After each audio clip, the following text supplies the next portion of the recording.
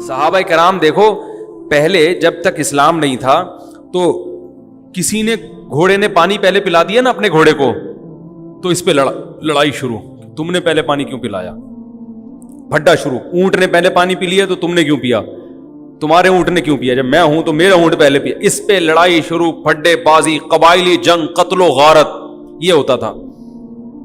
لیکن یہ وہی صحابہ جو بیٹیوں کو زندہ دفن کر دیا کرتے تھے، جب اللہ کو پر ایمان لائے ہیں، پتہ چل گیا بھائی ہمیں اللہ نے پیدا کیا ہے، وہ ہمیں کھلاتا ہے، وہ ہمیں پلاتا ہے، وہ ہم سے حساب و کتاب لے گا. یہی صحابہ ہے کہ جب اللہ ان کی سمجھ میں آیا ہے تو جنگ میں زخمی پڑے ہوئے ہیں، ایک پانی مانگتے ہیں تو کہتے ہیں بھائی، جب ان کے پاس پانی لے کے پہنچے دوسری طرف سے آواز آئی پانی، کہتے ہیں پہلے ان کو مجھے بعد میں. دوسری طرف گئے، انہوں نے کہا پہلے ان کو. سب شہید ہو گئے لیکن پہلے وہ، پہلے وہ، پہلے وہ. یہ وہی صحابہ ہیں، یہ وہی حضرت عمر ہیں جو زمانہ جاہلیت میں بڑے ظالم سمجھے جاتے تھے، بڑے سخت، مگر اسلام لانے کے بعد جب حکومت ہاتھ میں آتی ہے، 22 لاکھ مربع میل کے حاکم بنتے ہیں، تو بوری پہ راشن ڈال کے گلیوں میں گشت کر رہے ہیں کہ کوئی بھوکا سو گیا تو قیامت کے دن میرا گریبان نہ پکڑا جائے کہیں. ان کو پتا ہے کہ مجھے اللہ نے پیدا کیا تو اللہ مجھ سے اس بارے میں حساب لے گا.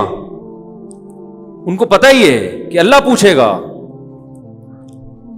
کیسا زبردست واقعہ حضرت عمر کا کہ ایک گھر میں گزرے تو آواز آئی نا رونے کی. پتہ یہ چلا کہ ایک عورت کے ہاں بچے کی ولادت ہونے والی ہے، پریشان ہے، تو دائی کا انتظام کیا اس کے لیے. گھر میں قحط پڑا ہوا ہے، بھوک سے بچے رو رہے ہیں.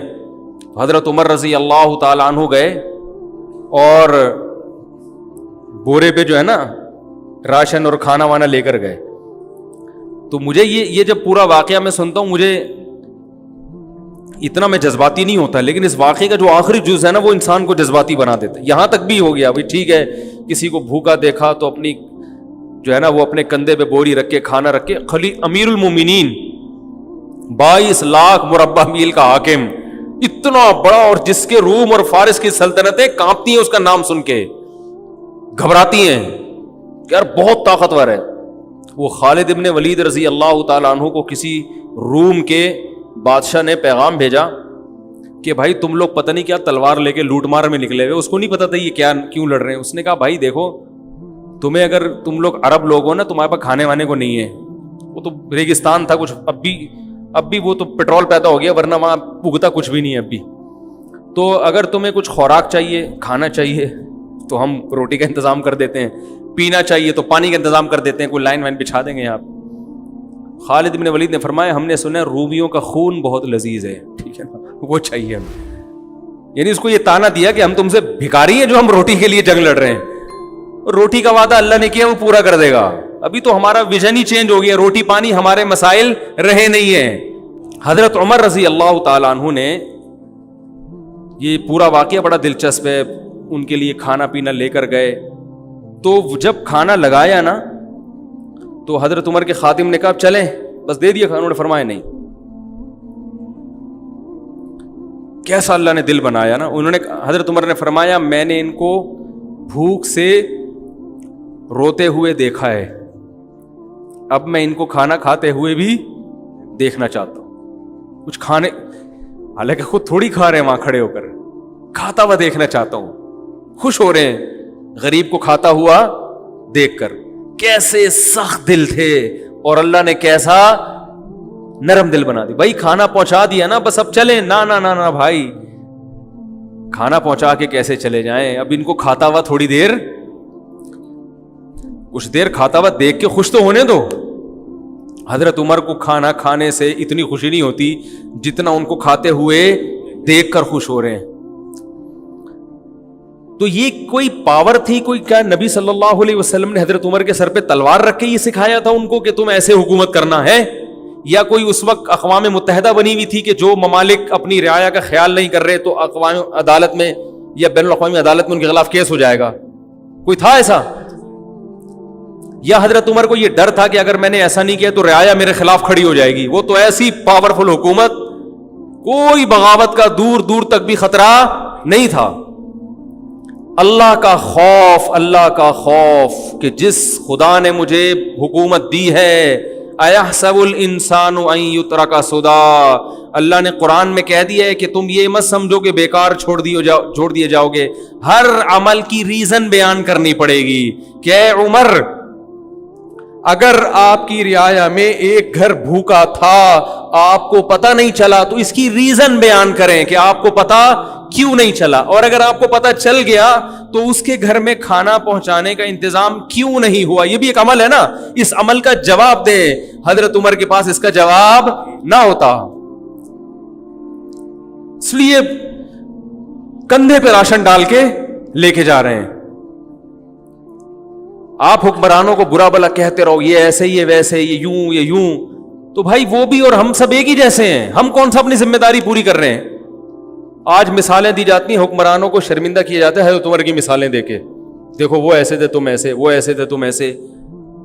ٹھیک ہے، جب آپ کو کسی حاکم سے ملاقات کا موقع ملے تو آپ شرمندہ کریں، لیکن ہم اپنے گریبان میں بھی تو جھانک کے دیکھیں، صبح سے لے کے رات تک، رات سے لے کے صبح تک، کیا ہمارا ہر عمل ایسا ہے کہ ہم اس کی اللہ ہم سے وجہ پوچھے تو ہم وجہ بیان کر سکیں کہ اللہ اس وجہ سے میں نے ایسا کیا ہے؟ بہت سارے کام ہمارے غلط ہو رہے ہیں۔ حضرت عمر رضی اللہ تعالی عنہ احترام بڑے کیا کرتے تھے۔ آج تھوڑا سا کوئی عہدہ مل جائے نا تو انسان اپنی اوقات بھول جاتا، تکبر، اس لیے کہ وہ اس کو اللہ کی طرف سے بھیک نہیں سمجھتا۔ جس کو کوئی چیز بھیک میں ملی ہوتی ہے تو وہ کبھی بھی اتراتا نہیں۔ دیکھو آپ کے پاس کچھ بھی نہیں تھا پہننے کے لیے، بھکاری بن کے کسی کے در پہ گئے، سیٹھ صاحب نے آپ کو ایک ٹائی دے دی، 3 پیس سوٹ دے دیا، بنیان دے دیا ہے بھائی، اور شیمپو دے دیا کہ نہا لو، نہا کے آپ نے ٹائی وائی پہنی، اب آپ اسی کے سامنے اکڑ رہے ہو اور لوگوں کو یوں کر کے دکھا رہے ہو، تو وہ بولے گا بھائی میں نے دی ہے، واپس لے لوں گا میں۔ تو جو چیز بھیک میں ملی ہوتی ہے انسان اس پہ اکڑتا نہیں، اور جو اپنے پیسوں سے خریدی ہوتی ہے اس پہ اکڑتا ہے۔ خود گئے طارق روڈ میں شاپنگ کی آپ نے، اپنی تنخواہ میں سے، آپ کو تنخواہ ملی تھی، اچھی تنخواہ ہے آپ کی، وہاں سے 3 پیس سوٹ ٹائی پہن کے آئے، اپنی گاڑی میں بیٹھے، پھر آپ ایسے ایسے کر کے گھوم رہے ہیں، کوئی شرمندہ نہیں کرے گا آپ کو، بولے گا بھائی السلام علیکم، اللہ نے آپ کو دیا ہے۔ تو اللہ کہہ رہے ہیں یہ جو تمہاری اپنی چیزیں یہ بھی اپنی نہیں ہے، یہ سب میں نے دی ہیں۔ یہ جو تنخواہ آپ کو مل رہی ہے یہ تنخواہ کہاں سے آ رہی ہے؟ جو آپ کی کمپنی کی ارننگ ہے یہ تو قدرت کی پیداوار ہے نا، جو اللہ پیدا کر رہے ہیں، کپاس اللہ نے پیدا کی، اس سے کپڑا بنتا ہے، تو آپ ٹیکسٹائل مل میں جاب کر کے تنخواہ لے رہے ہوتے ہو، یہ تو سب اللہ کی طرف سے بھیک ہے۔ آپ شوگر مل میں مینیجر لگ گئے بھائی، تو شوگر پیدا کون کر رہا ہے؟ یہ گنے اللہ پیدا کر رہا ہے، آسمان سے پانی برستا ہے اور وہ میٹھے لکڑیاں پیدا ہو جاتی ہیں، اس سے میٹھی میٹھی لکڑیاں پیدا ہو جاتی ہیں شہد جیسی، اس سے رس نکلتا ہے۔ ایک بارش ہے جو دنیا کی ہر چیز پیدا کر رہی ہے، ایک پانی ہے جو دنیا کی ہر چیز پیدا کر، تبھی پانی بند، سب کچھ ختم۔ تو یہ سب چیزیں بھیک میں ملی ہیں، تو حکومت بھی کس میں ملی ہے؟ بھیک میں۔ تو حضرت عمر جانتے تھے کہ مجھے جو حکومت ملی ہے کس میں؟ اللہ نے بھیک میں دی ہے، یہ میرا کمال نہیں ہے، تو لہذا بڑوں کا احترام کرتے تھے۔ حضرت خولہ بنت ثعلبہ رضی اللہ تعالیٰ عنہ کا بڑا دلچسپ واقعہ ہے۔ حضرت خولہ بنت ثعلبہ جو تھیں، ان کے شوہر نے ان سے زہار کیا۔ زہار کہتے ہیں کہ انتی علیہ کظہر امی، بیوی کو اپنے ماں کے کسی محترم عضو سے تشبیہ دے دینا کہ تم مجھ پر ایسے ہو جیسے میری ماں کی طرح ہو۔ تو عرب میں یہ الفاظ طلاق کے سمجھے جاتے تھے، تو جب ان کے شوہر نے یہ الفاظ کہے تو یہ پریشان ہو گئے کہ طلاق ہوئی ہے کہ نہیں ہوئی ہے۔ نبی صلی اللہ علیہ وسلم کے پاس آئیں، فتح مکہ کے بعد کا واقعہ یہ، عرض کیا یا رسول اللہ کیا میں اپنے شوہر پہ حرام ہو گئی؟ آپ نے فرمایا حرام ہو گئی۔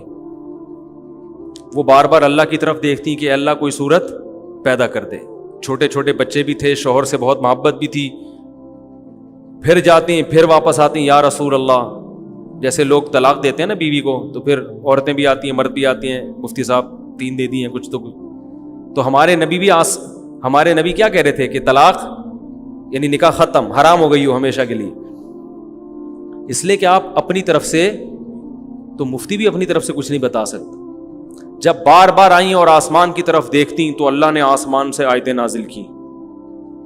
قد سمع اللہ، 28ویں پارے کا پہلی آیت، قد سمع اللہ قول التی تجادلک فی زوجہا، تحقیق سن لی اللہ نے بات اس عورت کی جو اے نبی اپنے شوہر کے بارے میں آپ سے جھگڑا کر رہی تھی، واللہ یسمع تحاورکما، اللہ تمہاری سرگوشیوں کو، باتوں کو سنتا ہے.